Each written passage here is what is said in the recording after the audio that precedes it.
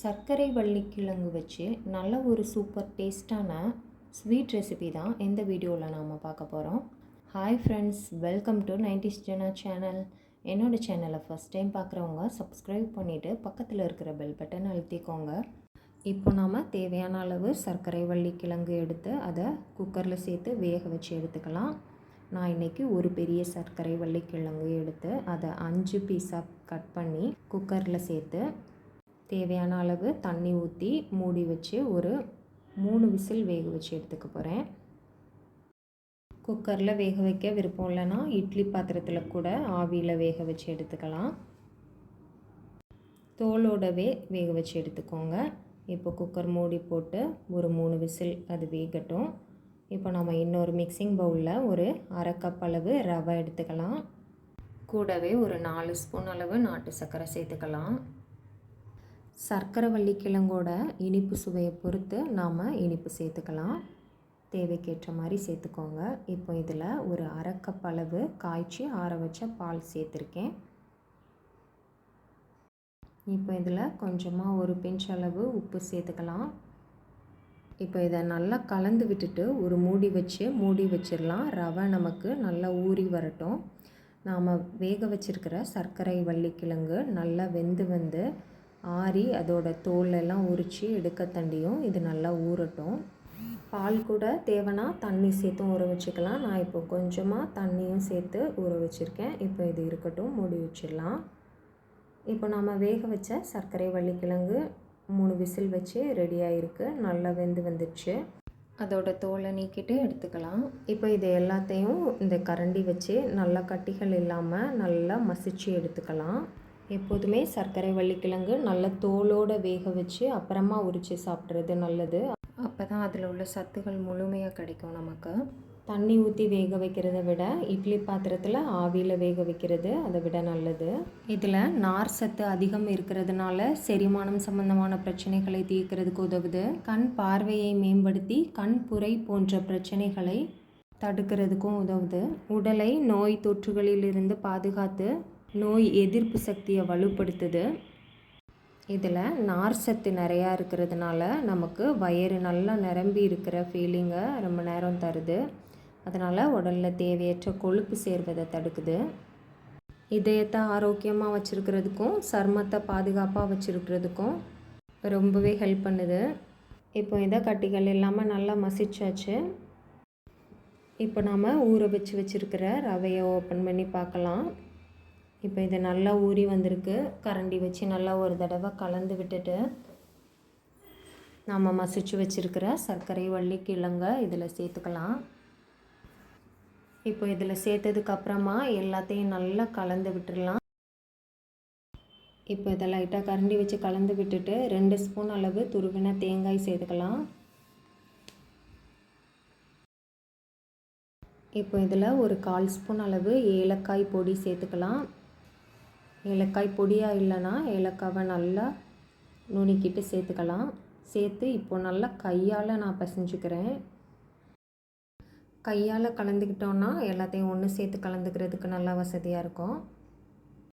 இப்போ இதில் தேவையான அளவு தண்ணி சேர்த்துக்கலாம். நமக்கு தேவையான அளவு தண்ணி சேர்த்து இட்லி மாவு பதத்துக்கு கொஞ்சம் நல்ல திக்காக மாவு பிசைஞ்சிக்கலாம்.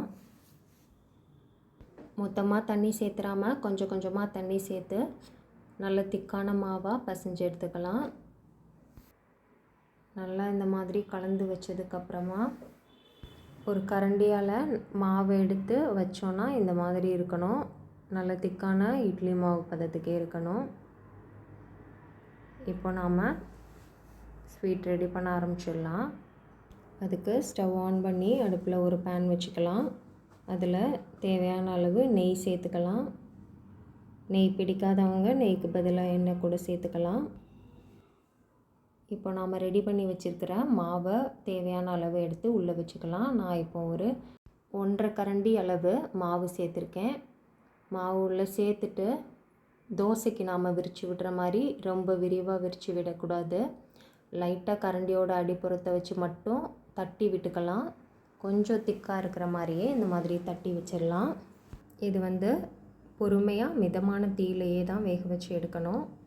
ஓரங்கள் கொஞ்சம் வெந்ததுக்கப்புறமா இதில் தேவையான அளவு எள்ளு சேர்த்துக்கலாம்.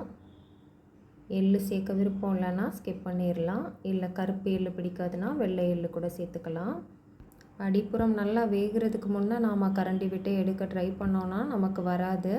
அதனால் கொஞ்சம் அடிப்புறம் நல்லா வெந்ததுக்கு அப்புறமா கரண்டி வச்சு இந்த மாதிரி திருப்பி விட்டு 2 பக்கமும் கொஞ்சம் கலர் பொன்னிறமாக ஆகிற வரைக்கும் வேக வச்சு எடுத்துக்கலாம். சர்க்கரை வள்ளி கிழங்கு நாம் வேக வச்சு அப்படியே கிழங்கா சாப்பிட்றது தான் நல்லது. அப்போ தான் அதில் உள்ள முழுமையான சத்துக்கள் கிடைக்கும்.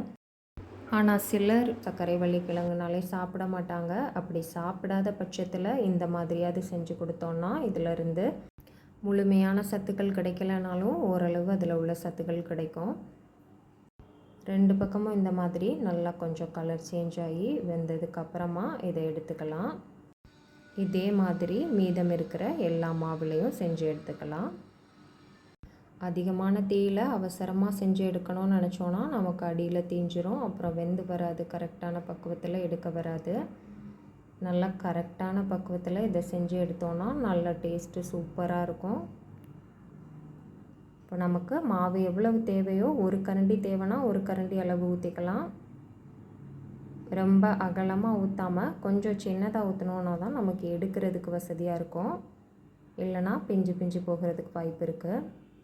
அதனால் இந்த அளவே ஊற்றிக்கலாம். ஒரு 1 to 1.5 கரண்டி அளவு மட்டும் மாவு ஊற்றிக்கலாம். லைட்டாக கரண்டியோட பின்புறத்தை வச்சு இந்த மாதிரி தட்டி விட்டாலே போதுமானது.